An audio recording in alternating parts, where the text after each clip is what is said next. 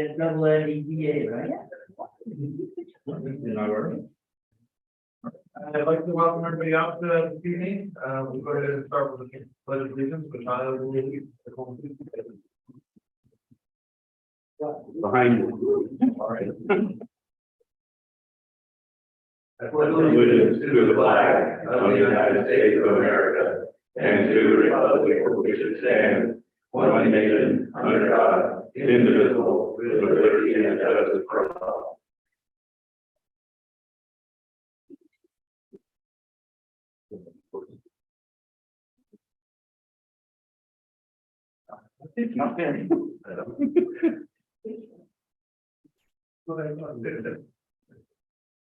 All right, we will now open up for public comment. Just a reminder, if you will please keep your comments to 3 minutes or less.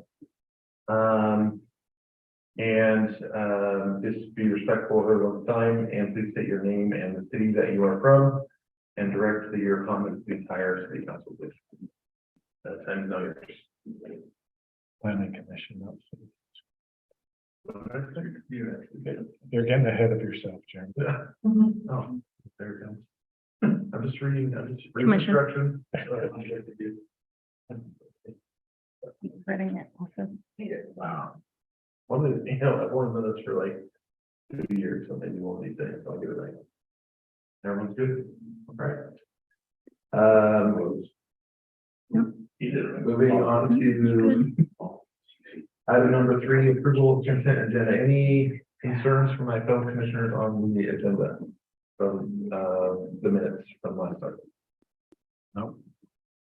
I didn't have any concerns. There was a word though that I did not know what it was, and I don't remember what page it was on, so not that big of a deal. We'll leave it as it. If anybody went back and read the agenda or the meeting minutes, you'll see the word, because I didn't know what it meant. It's not opined. It was after opined. I'll figure it out, but it's fine. Okay. Anything else? I'll move that we approve the consent agenda. I'll second. All in favor? I Yes. And I'm a yes as well.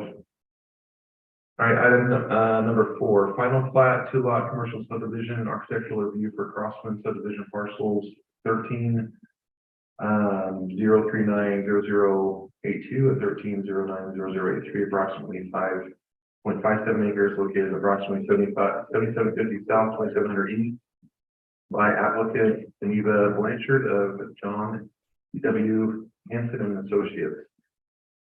Do you have some stuff for us? Absolutely. So the applicant is here to represent the developer, and so if there's any other questions, that's good feedback. If there are any other questions that you would like to ask after I'm done, to Geneva, that she's here for those things. So we're doing the preliminary plan acceptance, final plat recommendation, and architectural review tonight. We did the remaining items for the preliminary plan on the previous meeting that we met a couple months ago, and so that's the architectural review is the last item. There's a mistake in the packet. Landscape plan is included as needing approval, but we have received approval on the landscape plan. It's just the architectural review. As staff reviewed this development, everything complies with the city code. The major thing that impacts this development is the future expansion of 2700 East. And so the city council will be considering a development agreement for the exchange and purchase of that property to secure future right-of-way expansion. We sent a draft to the planning commission for you to review and just be aware of that. But that's not part of the recommendation tonight because it's an administrative development agreement and not a legislative one. The portion of the property, just to kind of give a background of that, is that the developer is typically required to contribute a 70-foot right-of-way for their development. That right-of-way is not quite 70 feet, so they are required to expand that out to the 70 feet right-of-way. However, with future plans in the transportation master plan, it needs to be 84 feet. And so the city is purchasing that additional 14 feet because the city can't exact more than its standard right-of-way width in that instance. And so we have gotten that approved, or not approved, we've gotten that appraised and have a purchase price for that, and that will be the instrument we'll use as the development agreement for the transfer of that. And that will go forward with the final plat to the city council. Another notable item for this development is that they have downsized the scale of the building, which allows them to meet that parking restriction that's in our code. So that completely complies with the requirements of the code and the parking. Can I ask a question? Yes, What was the reduction from what it was previously to what it is now? it was about 5,000 square feet. Okay. It's now about 25,000 square foot building. It's about, it's a 14,000 foot, footprint. And so their parking calculations are correct and they're satisfied. They are using some parking on the lot 1. And they have a cross access agreement between the two owners for that to have that mutual parking. Other than that, the staff recommends approval. Everything is satisfied and complies with the measures or the requirements of the code. Anything else? Thank you. I'll open up for questions from my fellow commissioners. Any questions? I'll start. That was my first question, was just what the reduction on the square footage was and the building size. So thank you for answering that. Yep. With regards to the landscaping plan, my only question was, does the landscaping plan with what's being presented take into account that that's an area of our city that tends to get very strong, heavy winds in the morning daily? Yeah. And also related to that, because it's culinary water that's going to be used to water this, not a secondary water source, is and I don't know if it's something we can weigh in, but just it's going to be water conscious. Yes, very. For not having overhead sprayers where it's just going to spray over into the Maverick and the car wash and not actually, Yeah. Yes. take care of the landscaping on. That the is why building. it's called crosswind subdivision, Crosswind. okay? It's gonna come from all of the. So yes, there are minimal trees, and where the trees are planted are all sheltered by the building. And most of it is like a xeriscape with shrubs, and then she wanted some greenery around her building. So yes, very landscape conscious, or water conscious, sorry. Thank you. Yep. Okay, I think. Oh, I did actually, sorry, forget to flip my paper over, and then I've got, I know that we said that on that they're collecting money for the future sidewalk installation, because obviously at this point in time, we're not doing it. Because once the road's not being widened and we don't know when that's gonna happen. I was just wondering if the $11.50 square foot calculation is sufficient, given the increase in materials that we've been seeing over the last probably 5 to 10 years. Are we gonna have enough? I just beat Brandon up about this today. But, and maybe there's more discussion that could be had about that, but, that is the price that we are paying for concrete flat work Okay. for our project, street maintenance project this year, Currently, currently. but no future inflation is being accounted for or included? No. Okay. Have we ever done that when we've collected upfront on something? I just don't want to end up being short and then having the city have to justify and come up with the difference. That's the downside. We don't know what future costs are. With right-of-way improvements, and I talked about the exactions, we can only exact what it would have cost at the time. of At the construction. time, okay. And so, yeah, that's And what that's gonna be part of the development agreement. Portion where it's like, okay, our code allows you to not put that in if it's the discretion of the city engineer. And then these are kind of the terms that you'll escrow for. Yeah. And then I only had one other item, and it was just with the buildings, because I know the one page that was the elevations that was included in the packet Yeah. was a lot less detailed than what we had during the preliminary, and I just Mhm. want to make sure that those differences in the elevations and the porches and the porticos and like just the different, I don't even know what the word is. Articulation. Yes, Mhm. that's all still going to be present. There Like are that hasn't changed too much with the building. a lot of that did get removed, especially like you're probably looking at the back where we had a patio. Yes, Yep. that did get removed, actually for wind reasons. Okay, It was very expensive to structurally make that sound up there. And okay, it became a bigger endeavor than she was willing to want to pay for. So that did, everything you're seeing on the new elevations is the building. is the new building. Mhm. And same thing, because it looked like there were some different elevations on the front Yep. that have those all been removed as well? If you're comparing last elevations to the new ones, yes. Okay, We did, we removed some things, moved the conference room and all the glazed windows. And then we did a little bit more siding and stone instead of, we took off, I'm thinking in the first elevation renderings you saw, we took off the pillars in the front. Those Okay. were removed. Because we took off the deck in the back, it no longer matched. There was no reason to have it in the front and it was very expensive. okay. I actually printed it out because I was like, wait a minute, these look, the ones that are in our packet, just for reference, are very basic. And it was kind of hard to tell if there was any of those different elements still included. All the or not. materials are exactly the same. There's just those, mainly the roof line, Roof line pieces that shifted. were removed. Mhm. Okay, okay. Yep. Thank you. Mhm. And Trevor, with the parking, the extra parking that's on the other side, we hit our ratios without his side, just so the council is aware. So if we delay or if anything gets delayed there with them, we can still move forward with ours. We meet the ratios on that With one what's now. happening on the neighboring lot? Yep.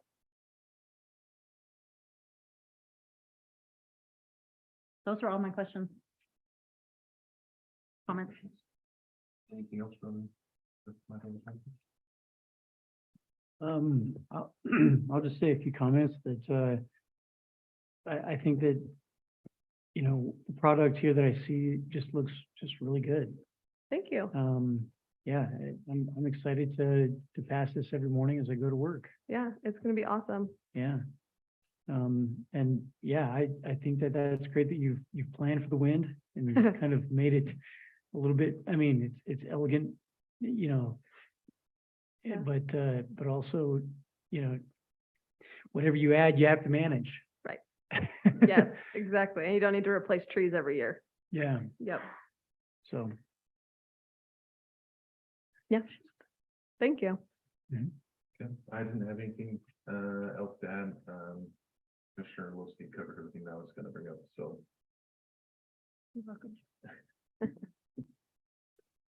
So, are we approving? You're approving we're approving the preliminary plan and recommending final plat approval. Okay, then I'll look for a motion. That's all part of the preliminary plan. Not my cheat sheet. Yeah, what happened? Yeah, we're missing the cheat. I know, we sheet, didn't Trevor. do the cheat sheet tonight, I apologize. Pass it down to Chad. There you go, Chad. Here you go. Right? Okay, so I move to, so we're recommending the city council to approve, correct? Mhm. Yeah, final, actually, item number 4, final plat. And is it that one, right? We're doing that one? Yep, number 4. An architectural review for Crossland subdivision parcels 13-039-0082 and 13-039-0083. Approximately 7 acres, located approximately 77 feet south from east.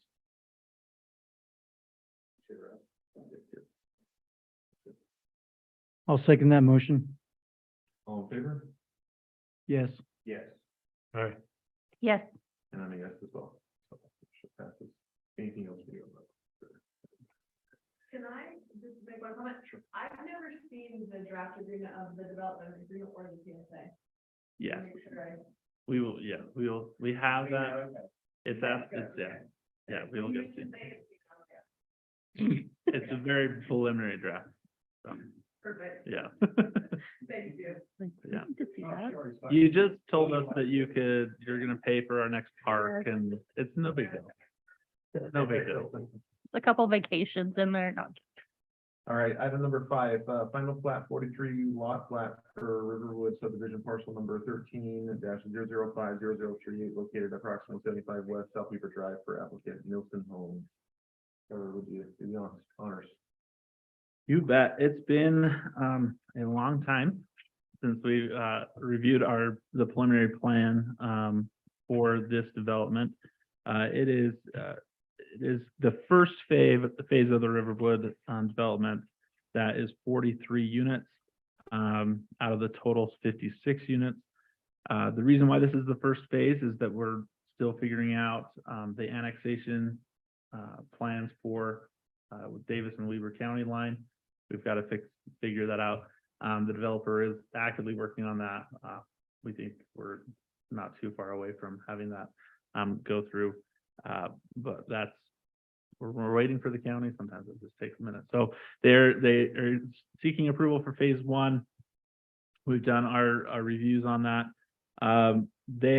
Just a reminder that a portion of this property, a small portion that lies within the Hill Air Force Base easement area, is agriculture and not residential low moderate like the rest of the property.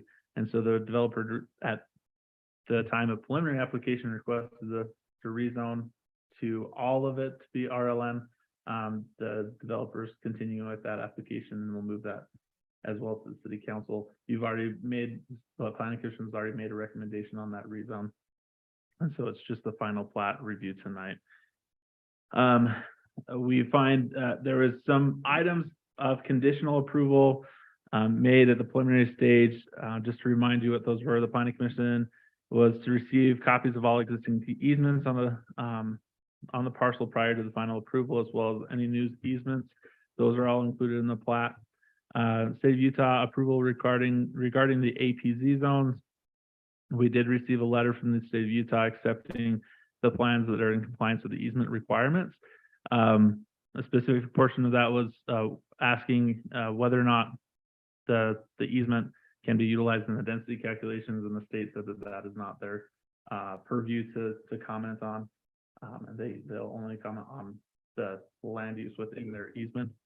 Even though they get involved with everything else. Yeah. Okay.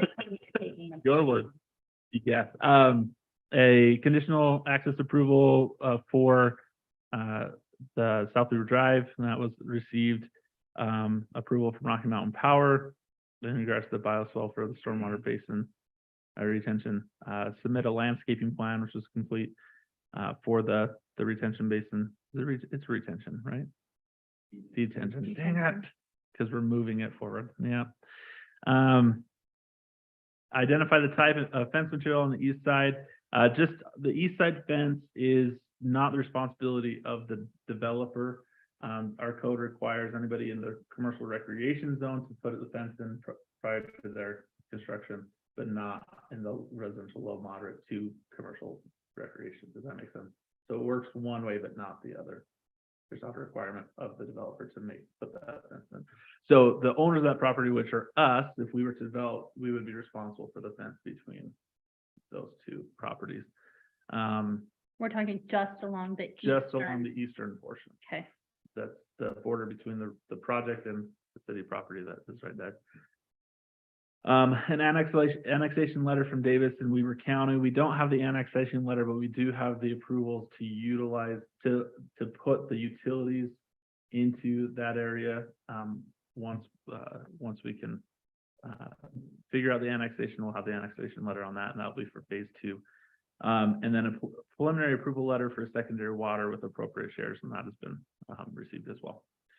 On the final plat, all of the required items are on the final plat. The lots widths and areas are in compliance with the residential low moderate zone, and everything appears in compliance that way. There is question on the project density calculation. Since the time of the initial application, the city has reviewed their code and amended it to exclude the Hill Air Force Base easement area from future density calculations. But with the timing of this application, they are vested in what they were approved at the preliminary plan stage. So we need to, consider what the code stated at that point in time. Everything else is in compliance, on the planning side, and then the engineering review, was complete. Is that Brandon? And so we would recommend approval, recommending approval to the city council on this development. Can you clarify on those easements, what the allowed purpose of those easements will be, those parcel A and B, what they're called? Yeah. So with including those easements into this development area, and they're part of the density calculation as the developer submitted in, they will be kind of locked into what they are, right? So in the future, somebody couldn't sell them off and develop them as storage units because they were part of the original subdivision and that density calculation. And so, so they'll remain as open parcels for that. There are some uses that you can use, like you can put horse stables or sheds back in there, but you can't use any. The easement was purchased to disallow residential dwellings to be built inside that APZ zone. But all other residential uses outside of dwellings would still be allowed. Anything else? Yeah. No. Any comments from my fellow commissioners? The developer is here as well, if you have any questions for the developer. I don't think I have. Commissioner Boatright.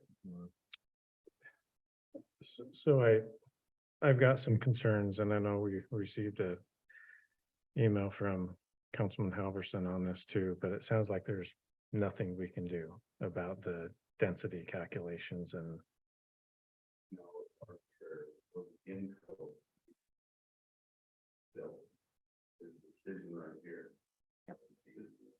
That be allowed in your density calculation as well as get addressed in code. You guys make that decision if it is in there or not, and so is now. So Sure. for staff to tell you that it's not that way, there is. Please do.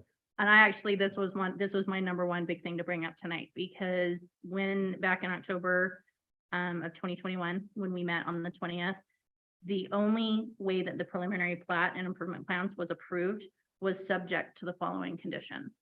And the number one thing was the state of Utah approval regarding the APZ zone, which we've gotten a letter, and they basically said, do what you want. It's up to the local cities to decide that. And I'll tell you right now, I do not support including areas that cannot be built upon in a density calculation. So my question is, the size of parcels A and parcels B, what's the total acreage on those areas? It is 5.4.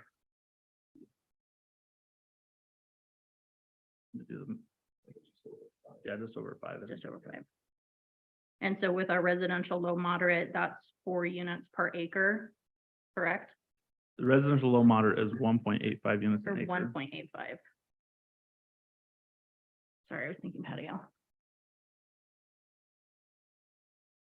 And the 43 lots that right now, is that the total parcels, or that's just phase 1? Because there's 56 total, correct? Like that number has not been reduced?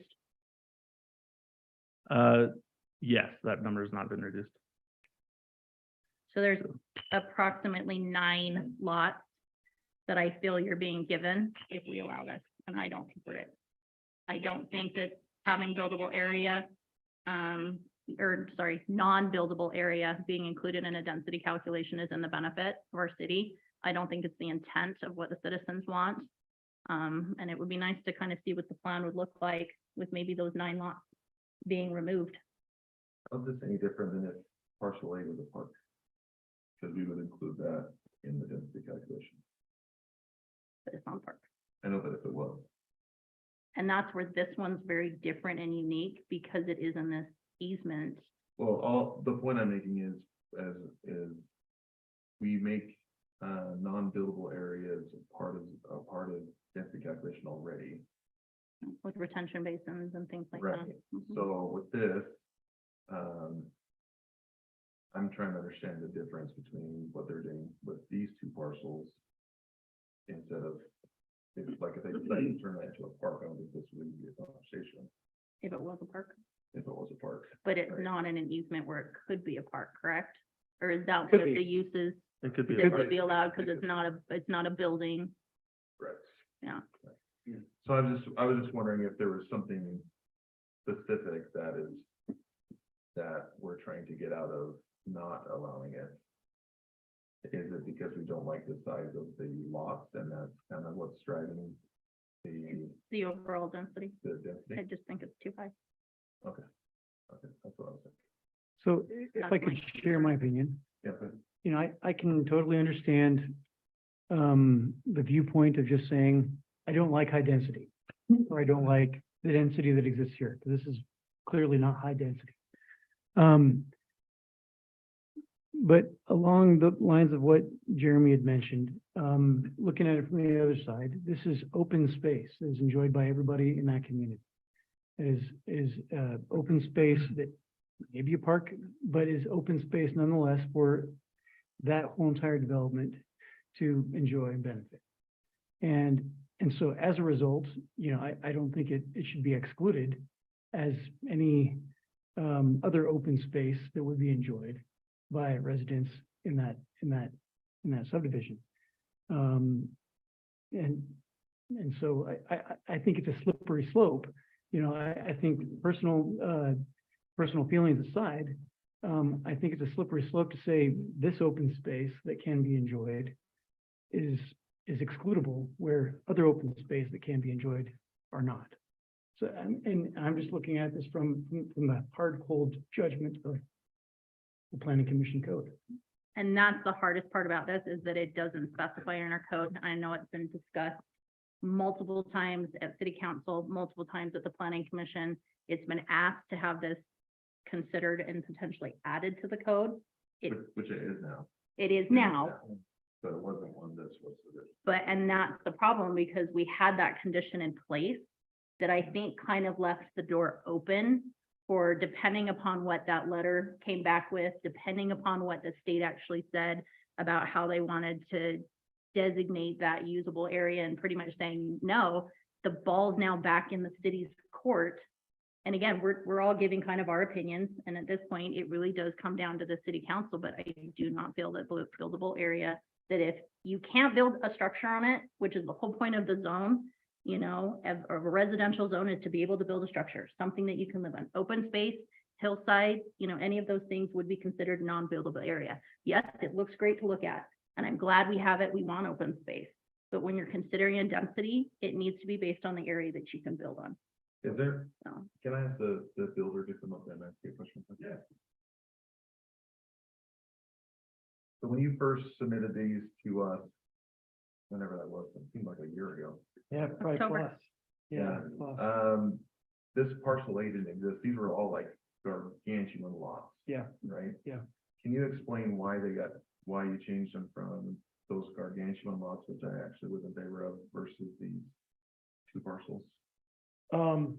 Yeah, that's a good question. I think there were probably a couple of iterations in the last 2 years that have kind of gone on in our minds to try to make all this work. So we appreciate your guys' time and consideration and the time of staff to kind of work through this, because this is a big deal. We want to make sure we get this right. We want to build a great community, right? But to address why we changed it from large lots to the configuration that we've got, I guess we felt like we could, there was more value to someone if we attached that parcel A. I think I was just going to pull up the size of it. I think it's like 3 acres. We felt like there was more value, and frankly, we felt like it would be a more of a usable space for like someone with horse property to sell that to one of those lot owners. So I think if you look at the lot numbers there, 143 through 140, Yeah. we had kind of looked at selling that piece of property to one of those residents with the restrictions that are in place, and just making sure we were as transparent as we possibly could. We've had a lot of interest in the subdivision over time, as our sales folks have known about it and spoken with people about it. And there's actually been some interest in that parcel A going with lot 140, a nice big lot being built there, a nice big home being built there, and some fencing put around it, and it be part of a pasture for horses, with you know, some outbuildings and things out there that are all permissible under the easement. And so again, that's the way that we've kind of looked at it. Parcel B, They don't have access. Anyway, there's a lot of reasons why we've kind of done that, but that's probably the nutshell. In a nutshell, that's kind of how I would summarize So it. are you saying that parcel B falls under that same category where it's gonna be sold off to one of those? Yes. 101 through 104 lots? Yes. To do basically something very similar, Yes, where it's basically agriculture / horse pasture? yes. Okay. And it's a concern that we have. Whoever buys that, that's the entrance into the subdivision. And so we'll be building homes in here for quite some time. Whether we do 56 or 50 or 47 or whatever the ultimate number ends up being, we'll be in here for years. And so we want to make sure, as we sell, this will be one of our first phases that will be built, this area. And so we would want to make sure that area is maintained well, that there are expectations, that the grass, that it's irrigated, if possible, and mowed. So those are all considerations that we want to make sure are considered. And that's clear to that resident, that owner, that we have the ability to kind of enforce that. I see. So your plan is when you sell those lots and you attach this big parcel to one of those lots that you're. There's some strings attached. Okay, I got you. Yeah, that's the front door to our subdivision, Got it. and we've got to make sure it looks good. So. I don't know if that answers your question, there, Jeremy. I was just wanted to make sure that we had that on record and that I understood exactly what you were planning to do What the there. background was, yeah. Yep. Brian Bayless, with Nelson Homes, and, my address is in Kaysville, 1656. What's my address? You don't have to do all that. Can I respond to maybe some of the other dialogue that's Yeah, yeah, happening absolutely. earlier? So all concerns that we've heard, all fair concerns. I guess a few pieces of information that we're kind of relying on. If there are a few lots that are removed from the subdivision, who does it impact? I think that's a fair question for the city to ask. And apparently, one opinion is clear that they're getting density here for property that is maybe questionable in terms of whether that was justifiable or not. One of the things that I think is important to keep in mind, and we deal with this as developers all the time. Utah is one of those states where if the state statute, or the city ordinances are unclear, then who wins, right? Who does the tie go to? Maybe you guys have heard this through training and things like that you've been to. Invariably in Utah, and it's not this way with every state, but invariably in Utah, courts have decided, ordinance reads, state statute says that the tie goes to the developer. And so when the ordinance is silent in terms of whether the density can be included in this parcel or not, it goes with the developer. So that's one component that we rely on pretty heavily as a standard that we live by. We try to be fair on both sides, but this is one where it's important for us to consider that. Hopefully you guys will consider that in your decision here tonight. The other piece, I guess that's important is we look at the approvals that have taken place. And again, I don't want to speak for the city, but the approvals that have taken place, that this is approved, right? We're vested as a developer when the approval is given, and the preliminary approval has already been given. The preliminary approval comes through you at the Planning Commission over here in South Weber, and every city is a little different. Sometimes the ultimate approval comes from the city council. Sometimes it comes from the Planning Commission on the preliminary basis, again, not the final, because the final has to go through council. But preliminary is where the state of Utah says you're vested. And so we rely on that also very heavily. And so this subdivision was approved by the Planning Commission. And so we're relying on that to say 56 lots is the number of lots. So I don't know, Blair was talking about, Trevor, and your opinion. From our perspective, it's like those are state statutes. We're following the state statutes, and that's really important to us as a developer. Again, if I'm looking at this, maybe a third point that I would make as I'm looking at this from the city's perspective, what's the difference, right? If we get 40, I think we'd be able to get, if we didn't include the density calculation, we would be density wise, would be right around 50, I think 53 units, something like that, versus the 56. If we excluded that, what does that mean in terms of impact to the city? Is there that much more traffic? Is there that much more density? Is there that much more impact on the schools and churches and, all of those things, that traffic, all of those things? From our perspective, we had to get the approval from UDOT. Adding 3 more homes here is not a significant amount of traffic, but from the city's perspective, those are also impact fees, right? You get additional impact fees that come into the city as you sell more homes. So it's the exact same amount of cost and infrastructure right? Our plan would not change. The roads and everything would have to be maintained by the city, whether there's 56 lots, 47 lots, it doesn't matter. So if I'm the city, I'm saying, why wouldn't I be able to spread those costs over more residents, increase my tax base and get more impact fees as a result of that? And do those 3 lots really matter? Obviously, that's not my decision. That's your decision as the planning commission and city council, but something that we hopefully is considered as you guys take a look at this tonight. I'm just trying to think if there was anything else. Oh, yeah, one last thing. So who's impacted by these additional lots? We have not yet purchased the property. We're in the process of doing that, and part of our approvals is contingent upon our approvals. Part of our ability to buy the property from the seller is contingent upon our approvals. And so this project, as market fluctuations have occurred, and as we got our contractor's estimate to put in the infrastructure on this, it was a very significant cost. Costs have gone up quite a lot just to begin with. And then the cost to come down off of South Weaver Drive into the subdivision. I mean, you're talking about a 14 to 15 foot ramp for a significant 100+ feet into the subdivision. And so there are costs associated with that. I guess that's my only point. There are significant costs associated with this. And so as costs have gone up, pricing has come down, the value of the lots has come down and pricing has gone up. This project, again, this isn't your problem, but it is something that we are very concerned about. The viability. 4 or 5 lots makes a significant difference to us as the builder. And it will make a significant difference to the seller in that we would have to coordinate with them on who gets impacted by the loss of these lots. We can't eat the cost of that all on our own. And so we would have to approach the seller and hopefully we could work something out price. So it's not just us that gets impacted. It's not just the greedy developer. Oftentimes we get branded as that. It's the property owner that's impacted by this as well. So there's a lot of impacts that go around, and this decision is an important consideration for us, for them, and for all of you here tonight. So I just wanted to make sure we underscored that as well. So sorry, I was going for a while. Do we have any questions for a developer while we have this attention?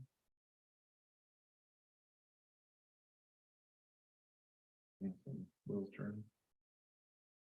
None directly to the developer. Okay. Yeah, none. No, okay. You can go ahead. All right, thank you. Very much. Yep. Thank you. So I think it was still my turn. Yes, go ahead. And just looking at the minutes from the meeting where it was approved with the subject to the following conditions, it's right there, state of Utah approval regarding APZ zones. And I understand and appreciate what you want to do with the property. I understand everything you're saying, but it just isn't sitting well with me that unbuildable property is being used to define the density of property that will be built on. October 20th of 2021, and specifically reference page 6 of 10. October 20th of 2021, Page 6. of 10. So question, is the unbuildable property that you, the developer, have included in the purchase, the subsequent purchase of this property? So it's land that you've bought. We are in the process of buying. Right. So yeah, if we were to move forward with the development, hypothetically, that is land that you have bought to do what you would like to do with it in accordance with the code. And, you know, I think that's a sticking point here in my mind. You know, I don't see the value in restricting someone who has plans to buy this land, is vested in doing this development, invested in using this land that they've engaged to purchase to do this. I don't see the negative to allowing for the density that was approved. I don't see the negative to, or I don't see a positive, a significant positive to decreasing the lot numbers based on excluding that open space. So, and I agree with you. I think what's bothering me is the principle. And yeah, please give me the because sitting well, or I don't like it. It's like my child saying, I don't like this asparagus in front of me. Why? I can answer that. No, While, please. while you're buffering that, I'm pretty sure that we had, council weigh in on this one. Trevor, can you help us understand what the feedback from council was on that particular topic? So, at the time of the original application for the preliminary, we spent a lot of time with our legal counsel and with the city council individually, talking through the concerns about utilizing density, this area in density calculations. I want to emphasize that staff's position is not to lead anybody astray. As we were reviewing our code, there was no definite area that defined which areas to include in density calculations. In previous developments, we've included all types of easement areas in density calculations and all type of right-of-ways. Any unusable and unbuildable ground Gross has been density used as calculation. a gross density calculation. Our code at the time did state clearly that we did a gross, like not super clearly, but alluded to the fact that we had a gross density calculation of no more than 1.85 units an acre. And so at that time, that was the opinion of the staff, is that our code did not specifically exclude that Hill Air Force Base easement and would need to be updated to include that. But that is not our position to lead you astray. You as the land use authority have the ability to weigh in on that with this development and continue it through the process with the city council weighing in as the ultimate land use authority on final plat. That was just the position of staff as we reviewed that. We spent hours upon hours and weeks upon weeks reviewing that with everybody. I don't want to speak for the entire council on that because it wasn't an official decision by the entire council, but they did feel that there was some merit in excluding that from the density calculation, but there's no official statement or official position voted on at that time because it wasn't put before them at the final plan because they have the authority at the final. Did you ask Jamie application. what his opinion was on this one? I'm not going to speak for Jamie because he didn't speak in a public meeting, but we did review, and he could see merit on either. He's as an attorney, right? So he's his favorite one is it depends, right? As the land use authority, it's your call to determine whether or not the city code allows this development or not. Yeah, thank you, Jim. And I just have to say, I mean, I like the product Nelson Homes does. I live not in a Nelson neighborhood, but adjacent to, and the homes are beautiful, the designs are beautiful, and so I'm not opposed to the development, but it's just that how the density is calculated, that just it doesn't sit well with me. I have a question, and this is probably more of, I know in the October meeting, there was an email that was sent in for public comment that was from Todd Carl Jensen, Assistant Attorney General with the State Agency Counsel Division. And I'm just wondering, was there any review that was actually done between their office and Hill Air Force Base regarding the proposed development in the area where these restrictions were placed? That was done. Yes, that was done and we Can you received talk a a letter little bit more from. about that? Sure. They asked for the preliminary documents, the things that were up for public review.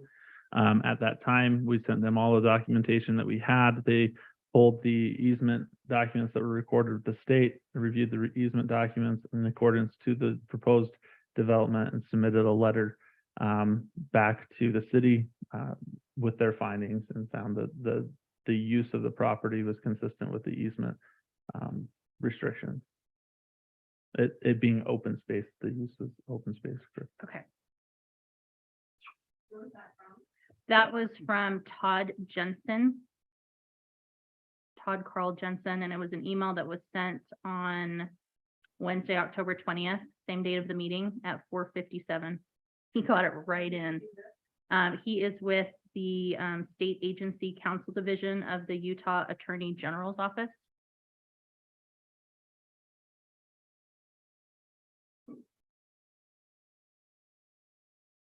Planning Commission Chairman. Sure. That'd be all right. The only other thing I just wanted to mention, I got to mention it earlier, was, if, there's a lot of different ways to calculate density. And obviously, we're focused on the density that would come from these two, areas that are impacted by the easement. We also ran just another quick, calculation today. If you look at phases 1 and 2, overall, the combined acreage is 32.734 acres. And if you take the density of the 56 lots, that gets you to a density of 1.71 units per acre. And the total overall allowed in this zone, the RLM zone, is 1.85. So we are, we, again, we are below that, number. So, again, that's calculating the open space areas, but we're below that number. We're not trying to push that number. And one last piece of, I guess, information is we feel like the approvals that were given were conditioned upon these things. And there's 8 things, and we've met all of those things. It doesn't necessarily say, There were 10. Commissioner, I had 8 on those on the minutes. This is just based on Trevor's. Is this the current letter. packet? Yeah, this is the current packet. Yeah, I Okay. just got the red We're just referencing the conditions that were placed on the meeting back in October back. with the preliminary, Okay. plat. Okay, I should have printed those off. There's 10. I just had the 8. Maybe, I'm not sure which ones we're missing, but we've spent a lot of time obviously working through all 8 of those. I'm not sure what the other 2 were, and we could reference those, but it doesn't necessarily say that you have to have Hill Air Force Base's approval that the density calculation can be. It's just like there's a letter acknowledging, which is what we tried to check the box on. So our hope was that as we look at these 8 conditions, we've met those 8, hopefully with the other 2 that I don't know about, we've met as well. According to Trevor, I don't know, Trevor, if that's the case. I'm not sure what the difference is between the 8 in the staff letter tonight I'll have to pull that up because when I pulled up the minutes, I and the put 10. all the conditions that I saw on that, so I'll have to Okay. double check. But yeah, the way that we looked at that is, and we rely on these pretty heavily, is like approval is given, subject to these 8 things, which we've done. We've done all 8 of those things, with the exception of the annexation, which that's the other thing. We have a meeting, a joint session between Weber and Davis counties, which has to happen in order for the de-annexation from Weber County and annexation into Davis County. That meeting is scheduled for July 11th. Yeah, July 11th. So that will hopefully get the ball rolling and get that, that'll be a big step for us to get that done, so we can come back in for phase 2. Sorry, those are the only other things I wanted to mention. Thank you. What were the 2 things that were missing? I think they are number 1 and 2 on the minutes, which was a review from Trevor and a review from Brandon. If Yeah, those, those are the 2. And was it a review of the discussion it was just Like- based on our memos, memos? what items need to be completed by our memos.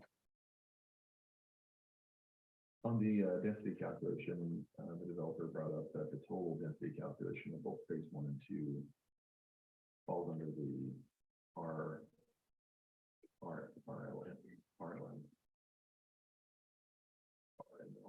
RLM, you got it. Or, Yep. moderate. Is that how we're supposed to calculate, or do we have to calculate it phase at a time? Each phase just needs to still comply. So you So do the it as a total whole wouldn't as a matter? preliminary, and then each phase just needs to comply as you go through it. Does that make sense? So if the lots are acre lots on the phase 2, that has no bearing on phase 1, is what you're saying. It's the overall project The density. overall project Or density, phase. but we just want to make sure that if you only build a portion of the project, then Mhm. we have some consistency. Does that make sense? Yeah, so like. That's where phasing By the matters. lines when we look of at where phasing. phase 1 and 2 would start and end, they just need to make sure that those lines represent the aggregate as well. So that if they ever, cease and desist, it would still have the right density. Do we have a copy of the letter from the state? Yeah, so I can put that right now. I would like to see that. I will print it and send it to Kim to put up on the screen. PDF.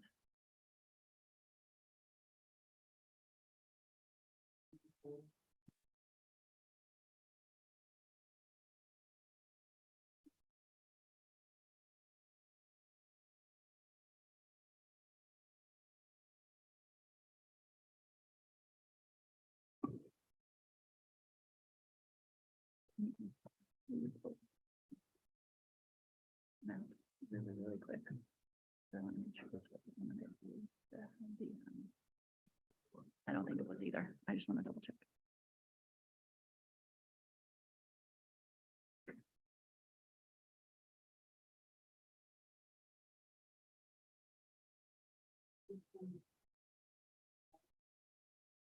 Yes, the first one is just on the refund.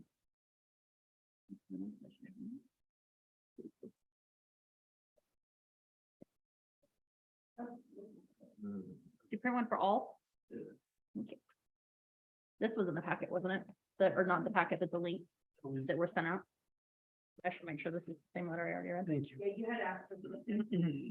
Yeah, that was in those attachments.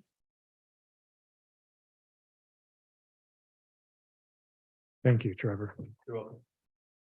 Yep, thank you.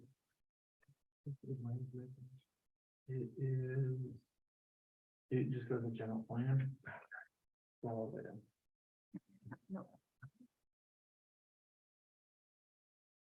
This is the letter that was sent to myself from Todd Carl Jensen, Assistant Attorney General. I just want to make sure to close that loop since that was a very specific request.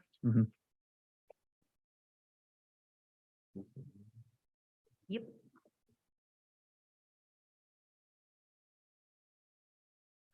But that easement area where it's all the plan.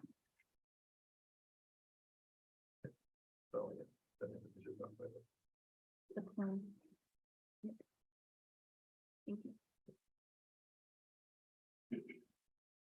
Mr. Laurie, is there anything specific you wanted to? No, nope, I'm just rereading, so I'm good if somebody else would like to have comments. Are there any additional comments from my fellow commissioners? Well, I'm gonna answer the question as to why we don't want to have asparagus. And this is just my 2 cents. But basically, as a result of what's happened with previous developments that have happened here in South Weaver City, and the fact that we have asked for non-buildable areas to basically be removed officially in code, and I understand that hasn't happened, and now we're kind of at the decision point of, as the land use authority, deciding whether or not we want to permit that here. I feel very strongly that the density in this area needs to be adhered to. There are concerns, given the sensitive land's nature, where this easement land specifically falls. And I really think we need to stick to the density. I know you have your calculations. I have my calculations up here. It looks like there's still anywhere from, you guys said 4 to 5 lots. I'll acknowledge it's not up to the city to make a development financially viable, because that's on you as the developer to decide if it's the right project or not. Our responsibility is to make sure that whatever goes into the city becomes a benefit to the citizens that will eventually live here. And I think that our code is very clear about what density is allowed in this zone. So there's my why. How everybody else feels, it's up to you. For me, I feel like our code was too big, so I'd have to say that I don't think we would have a justifiable right not to approve it. And can I say it was vague, but that's why we had the conditions put in place, was because we wanted to try to get more clarification, direction. Yeah, even with those And all of conditions, that. though, I don't see a condition that wasn't met, that we initially laid out. So unless I'm missing something. Trevor, are we approving or recommending? Recommending. So, because I shouldn't have asked them to print out the letter. Because, do you have that, Which one? the minutes? Mhm. So, because our condition was state of Utah approval regarding APZ zones, and Trevor had it almost word for word in the packet. We have reviewed the proposed Riverwood development and found that the proposed development complies with the easement restrictions. Is that approval? But it doesn't say anything about. I the don't know. density, which was the whole reason that we wanted Yeah. to help them weigh in. So, All right. Thank you. Yeah. I feel like my- we've already my given pers- them approval. From my perspective, I don't think there's just about a reason not to approve it. And I wasn't here for the first one, but, I mean, they said it's out of their hands, they're putting it back on us.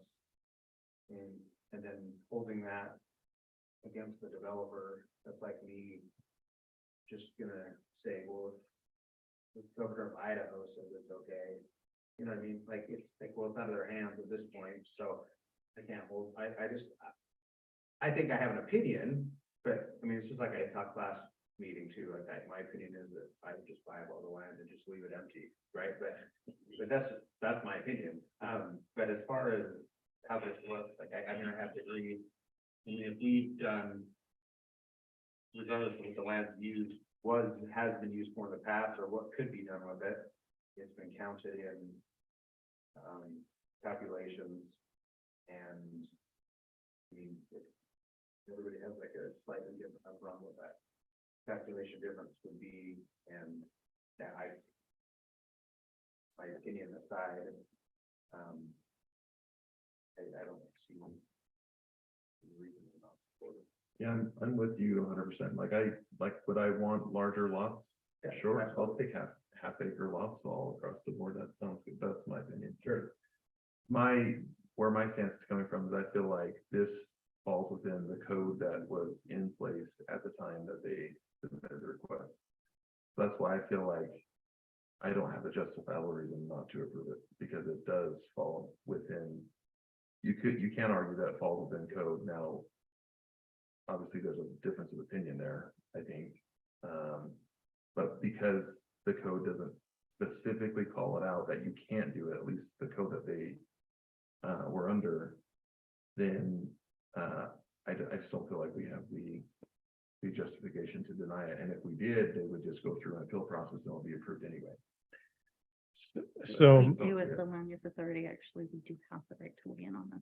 We can weigh in on it, but I don't feel like it. And especially given where city code stands right now, we know what the council has weighed in on.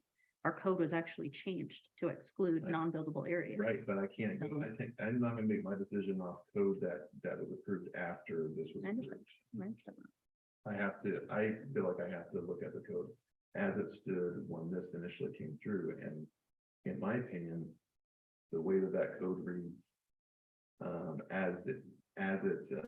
when we originally approved it, is that that's perfectly acceptable to include that part of the land as part of the gross calculation. That's how I interpret it. So I will approve it, but that's my opinion.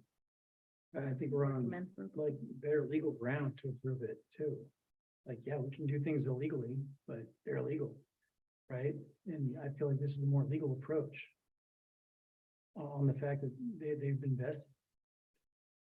well, it's clearly 3-2, so we can sit here and debate more. We can just have a motion and it will be approved and recommend approval and go up with 2 people opposing. Yeah. So, but I do want to say, I appreciate your respect and your candor and your honesty with us. That is something that we don't tend to get a lot in here from developers, and so from my, I mean, you know my opinion on this and which way I'm going to vote, but I do respect Nelson Homes. It's a great addition to our community. I hope you don't think that how I'm going to vote is a reflection of that. As just that one little thing that gives me irks, but you're very great to work with, at least from my perspective on this, and hopefully this won't be the last project in South Weaver. We have lots of land that will probably be for sale and developed in the future, so. All right, I'll look for a motion. You don't want me to make it. I'm not gonna make it. I'll sit here again.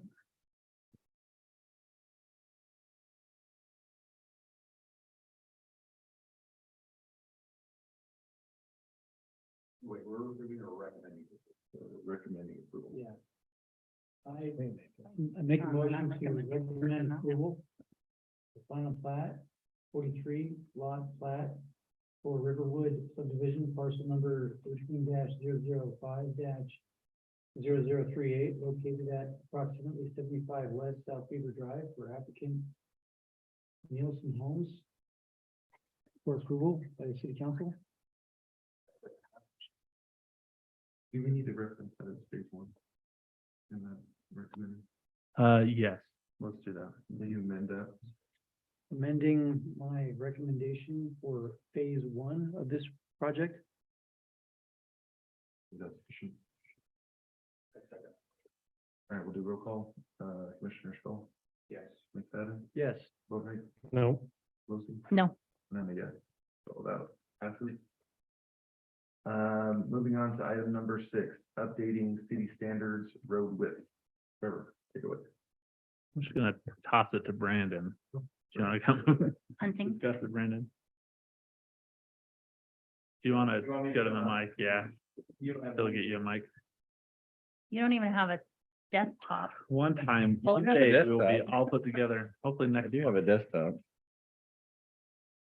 This is very nice. The reason this is on your agenda is in the most recent legislative session, there was a bill that was passed further defining local roads and restricting them to asphalt width of 32 feet. Unless other circumstances are present. So it lists a bunch of caveats to that. To which then it could potentially be larger than 32. Well, our city standard width is 36. And so we wanted to make sure that this was made as a public record, that we're working on it. So that if other developments come in and they're making proposals, that we have the ability to continue to work with them on that. I don't know if there's anything more that really needs to be said about that unless you have questions at this point. was there a reason? The state. I think I know what the reason is, but I want to hear it. Just, I think that, well, this is just my opinion, and that's right. but minimize cost and there's an argument that it was made with this is that the better efficient use of ground. And depending on the situation, that may or may not be true, or that may or may not be the case. Some of the concerns that I have are in South Weaver, we actually have a number of utilities that all go under the asphalt. We have, especially out west, if you've got a land drain system, then we have a water line, a sewer line, a storm drain line, a secondary water line, and a land drain line, potentially. That's land drain. Oh, land. Those are all separate systems. And that's a lot to fit in the road. That land drainage system is what the detention basin drains to, correct? No, storm drain is what goes to our detention basins. Land drain is for groundwater, the collection and discharge of groundwater. So you, especially years like this, and we know in South Weaver, we have real issues with that out in, especially in the west part of the city, making sure that you don't have homes that get built in drier years. And then as the wet years come along, that groundwater raises up and people are constantly pumping.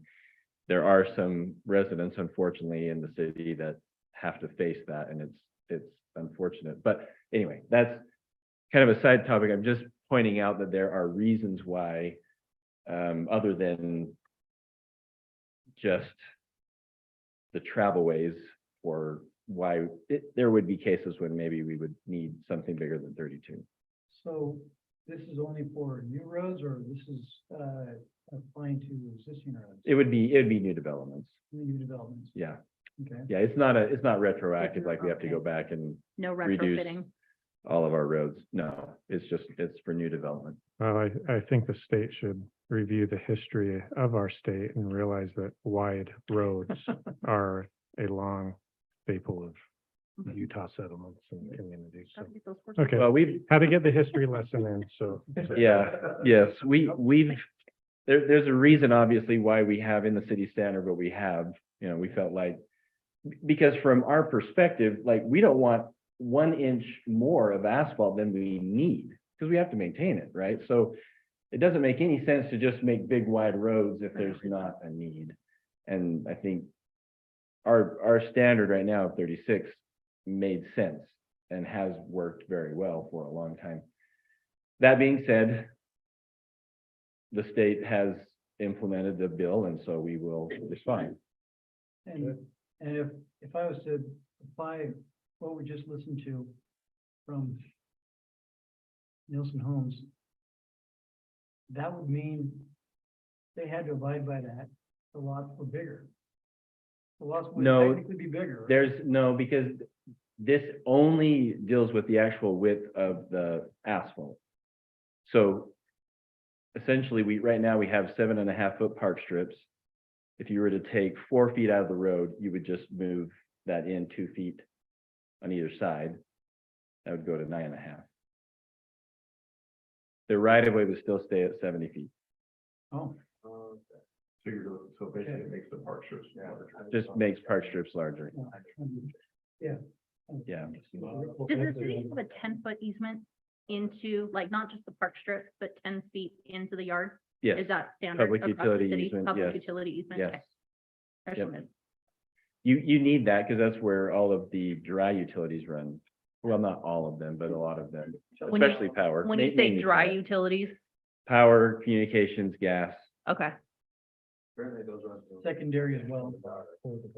Right. They're behind, they're, Based on where the ditch Absolutely. is. yes, they're either in a park strip or behind the sidewalk, but they're not in the road. The road is where the city puts our utilities and, you know, irrigation companies, so. Okay, so if I heard that right, the park strips get bigger with the road with getting. That's the natural Something's gotta give. result, because you would still keep the 70 feet. We still have the 6 foot sidewalks. You would just move the curb in. Mhm. Would it make sense to shorten 70 feet to 66 feet? You certainly could, if that's the response that you wanted to, I'm just thinking. make given to that. The landowners more Yeah. property to work with. and Would that be more difficult to make that change? It just depends on the engineering of the utilities they're running into asphalt.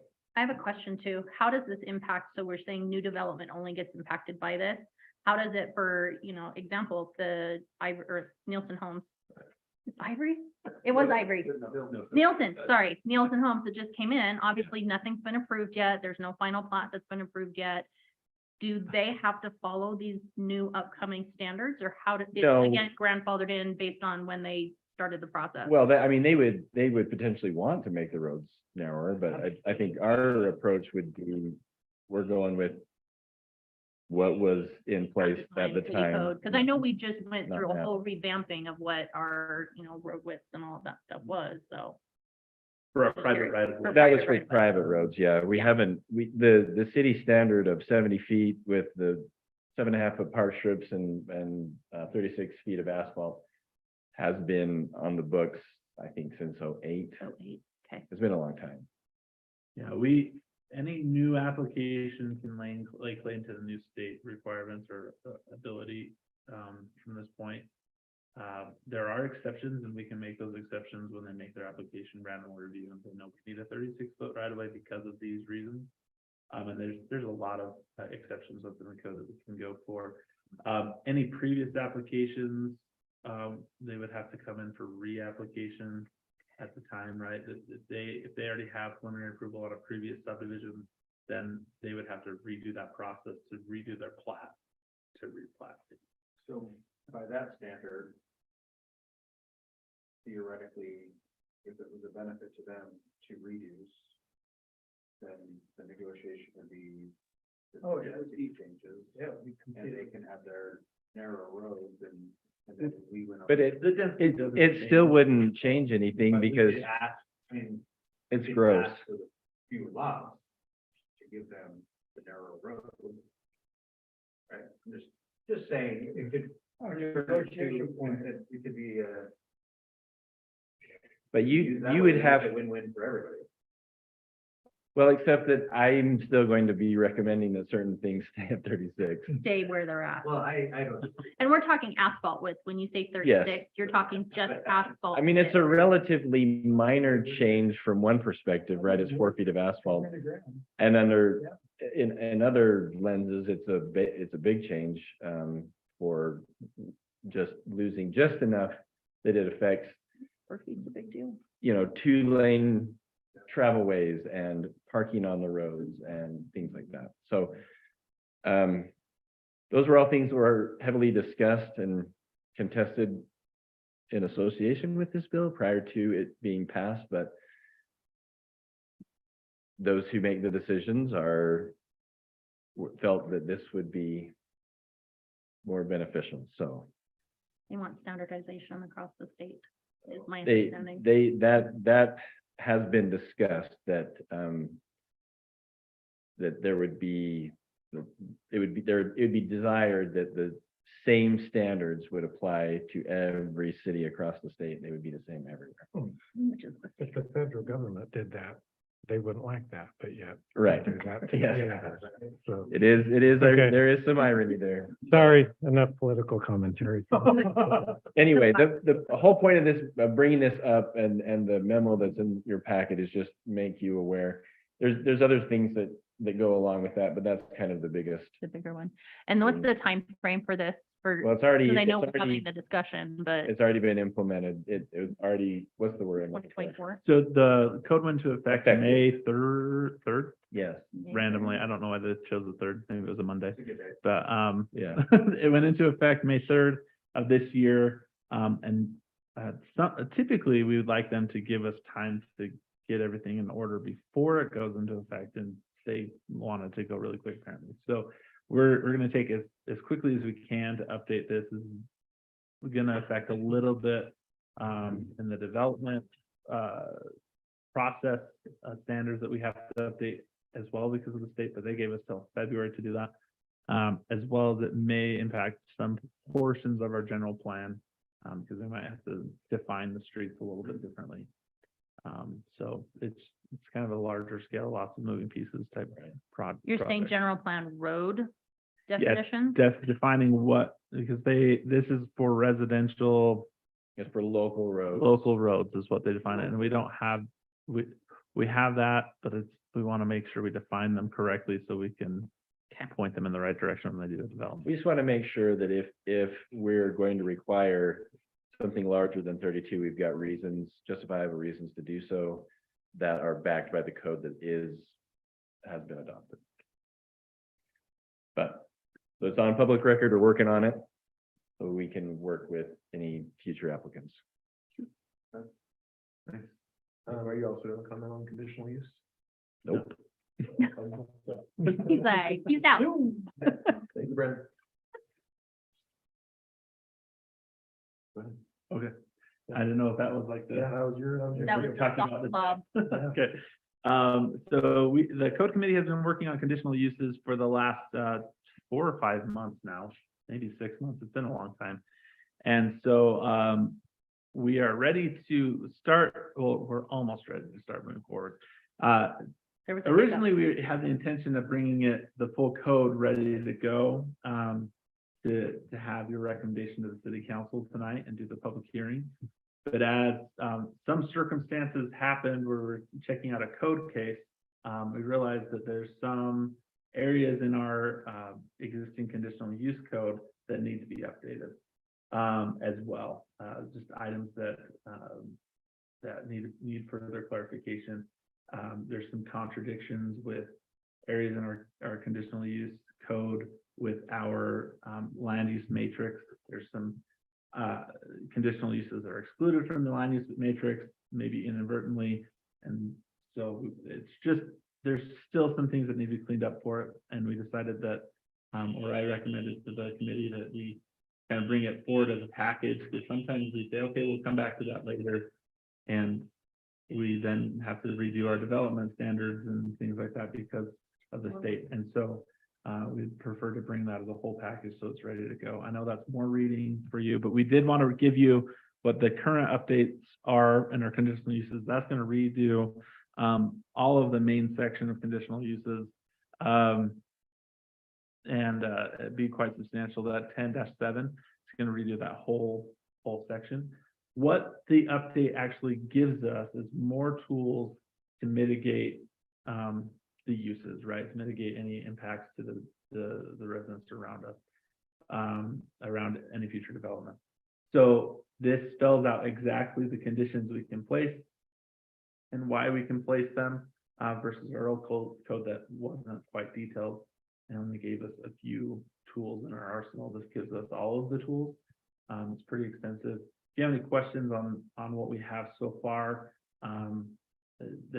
we don't have to do a lengthy discussion tonight because this is coming back, but we wanted to let you know this is what we've been working on, give you a chance to see it, and kind of start your brain formulating around it, and then we can move forward. There's nothing.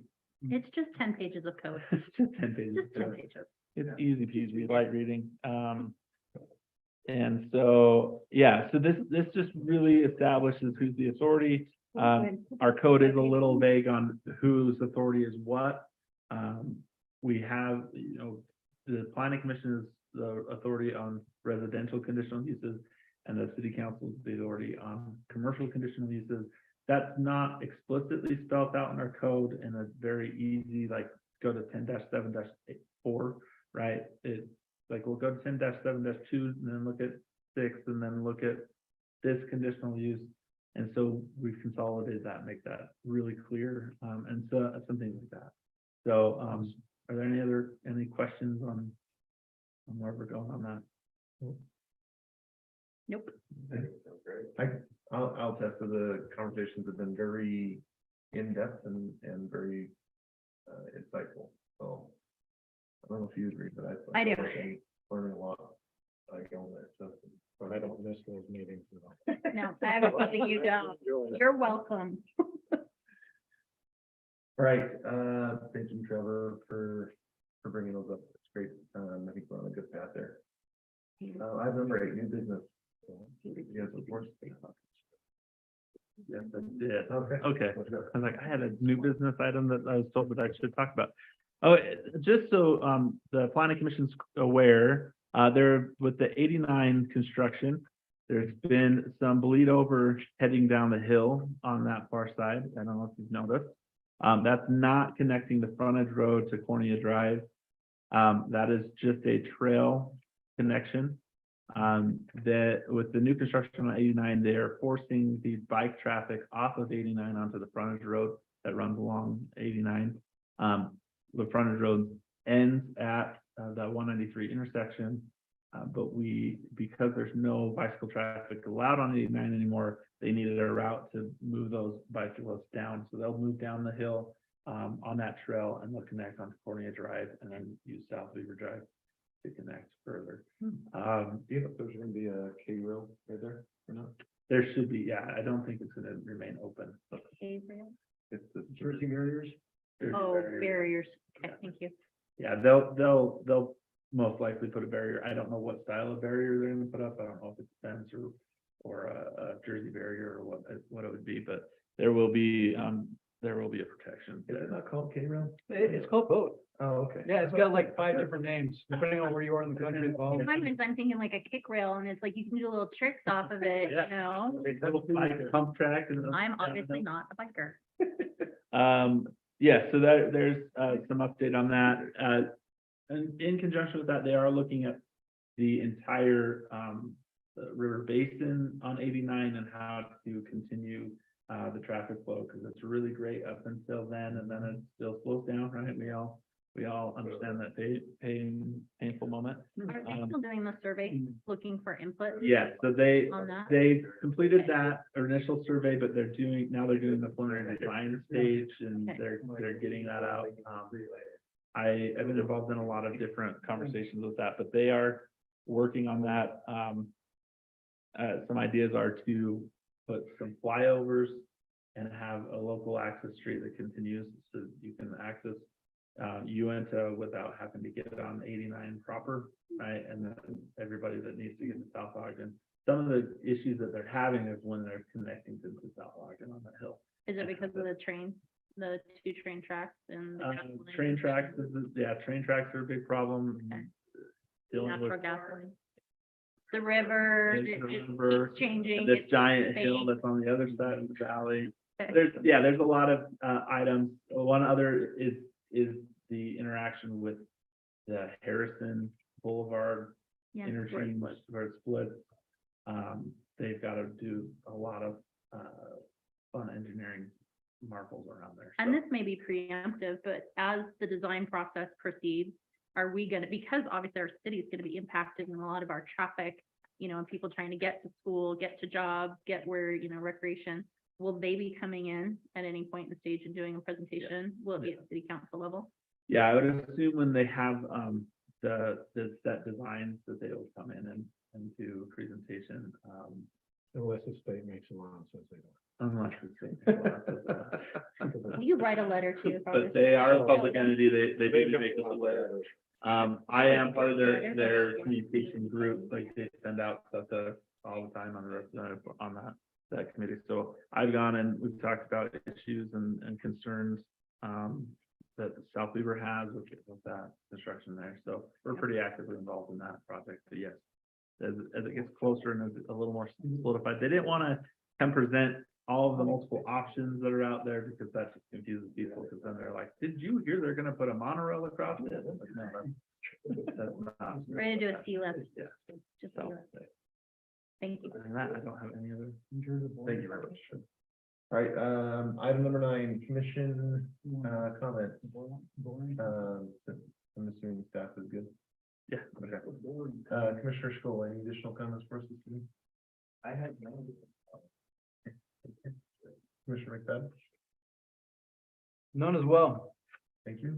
Commissioner Boatright? I said enough this week. Commissioner Wilson? Nope. I am good as well. I'll look for a motion to adjourn. Until next we meet. I'll make a motion to adjourn. Second. All in favor? Aye.